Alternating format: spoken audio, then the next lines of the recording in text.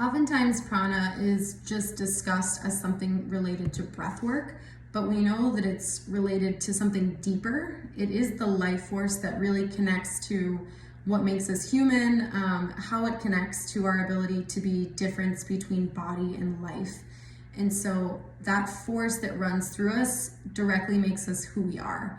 And so that prana is in relation to us throughout the entire day, especially through the way that we breathe, but it is not the only way that we connect with the prana.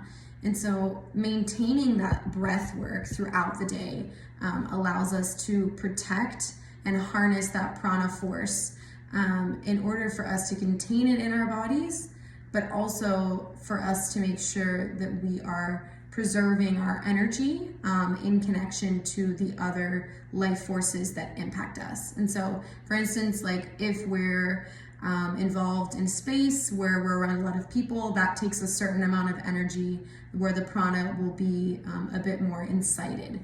And so we must protect our prana for the purpose of making sure that we move that energy upwards to preserve the most important part of breath work. And so as we are understanding how the prana moves through our body through like 70,000 channels, it's super important that we're focusing on the way that it moves, and it moves in a way that's very natural, but we're unable to see it. And so it's something like the blood moving through the veins, or something that's not visible to the surface, but that is impacting our life day to day. And so something that's also important to talk about is the nadis. And the nadis are something that can become a complication if we're unable to preserve the prana. And so if at time nadis are kind of clogged up, it's really difficult for us to release the prana. And the way that we actually try to take care or untangle the nadis is by participating in asana practice. And so, of course, asana practice is going to release that tension and any form of tightness in the body. Even though there's like 72,000 nadis that pulse throughout our spirit and body, including the Ida, Pingala, and Shushana. The Inadi starts at the base, and that's the left side of the body. And it moves its way up through the left nostril, and it's the energy channel that contains more of the feminine lunar components that provides that relaxation and calming energy for us.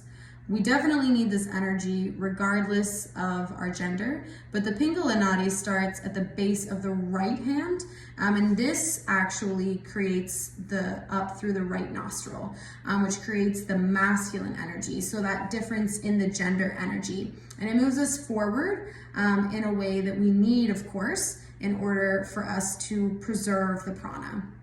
When the prana is flowing really naturally, and we have both the masculine and feminine nadis in balance, we have the opportunity to move the energy up the center. And so moving up that center is the Shushuma Nadi, which begins at the base of the body and ends at the crown of the head. And so it's said to be the way that we can achieve an element of peace and enlightenment. And so we need to have all of those nadis intact.